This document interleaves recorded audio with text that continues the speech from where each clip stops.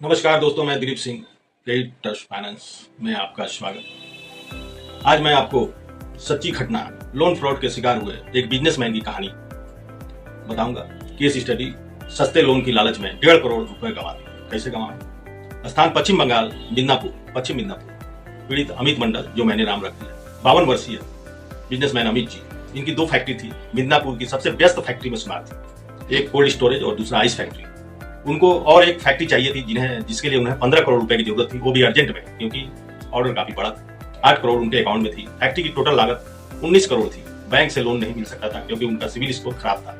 घटना कैसे हुई? अमित मंडल को एक दिन अचानक एक कॉल आया, सर हमारी कंपनी बेहद ही कम ब्याज दर पर बिजनेस लोन दे रही है, बिना ज्यादा डॉक्यूमेंट के, बस 1 महीने में आपका लोन अप्रूव हो जाएगा। अमित जी, अपने बिजनेस के लिए लोन की जरूरत थी, यह ऑफर उन्हें बहुत आकर्षण लगा। कॉल करने वाले ने आरबीआई अप्रूव्ड बैंक का नाम दिया और अपने फर्जी वेबसाइट भी भेजी जो हूबहू असली बैंक की तरह दिख रही थी। फिर उन्होंने अमित जी से कहा, लोन पास करवाने के लिए पहले 4 लाख रुपए की प्रोसेसिंग फी देनी होगी, फिर लोन डिसबर्समेंट होगा। फिर कंपनी वालों ने उनके साथ फॉर्म भरा, लोन एग्रीमेंट किया, सैंक्शन लेटर दिया, प्रॉपर्टी पेपर की जेरॉक्स कॉपी उनसे लिया।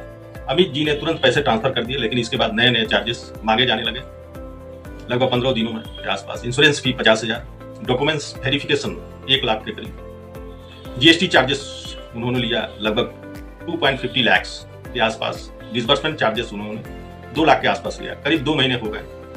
अमित जी ने जब तक समझा तो 6 लाख रुपए कमा चुके थे और कोई लोन नहीं मिला। फिर अमित जी ने उनसे रुपए मांगे तो उन लोगों ने अमित जी को एक चेक पकड़वाया और बोले कि आपका लोन हम लोग करवा देंगे, सिक्योरिटी के लिए आप चेक रखिए। बात आई गई हो गई। इसके बाद उन लोगों का अमित जी के घर आना जाना रहा, तर्क वितर्क होता रहा। वो लोग एक परिवार की तरह अमित जी से घुल मिल गए।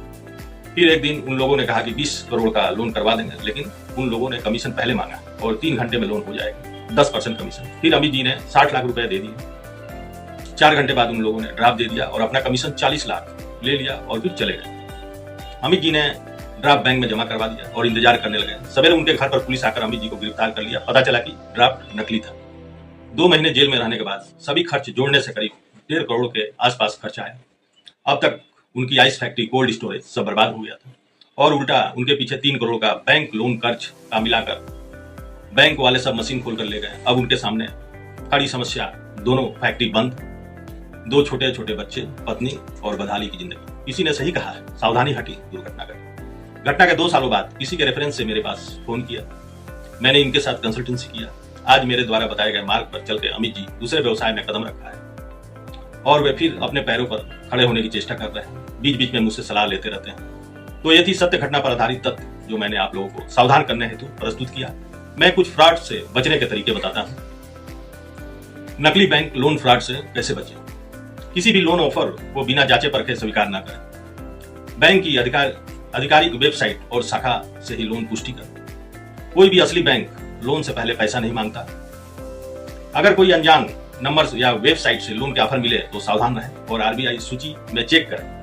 अगर आपको भी ऐसा कोई कॉल या मैसेज मिले तो सावधान रहें। यह वीडियो शेयर करें ताकि और कोई ठगी का शिकार ना हो सके। आज से मेरा लोन कंसल्टेंसी शुरू हो रहा है। रात 8 बजे से रात्रि 9 बजे तक चलेगा। 1 घंटे जिन्हें भी लोन की जुड़ी समस्याओं का समाधान चाहिए, फ्री ऑफ कॉस्ट में मैं उन्हें सलाह दूंगा। आप लोग मेरे वेबसाइट क्रेडिट ट्रस्ट फाइनेंस में मेरा नंबर अवेलेबल है, वहां से आप लोग ले सकते हैं।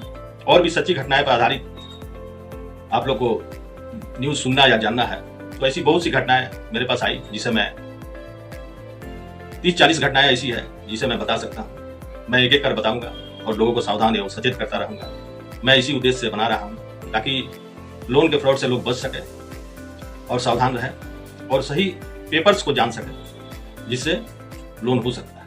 धन्यवाद, नमस्कार।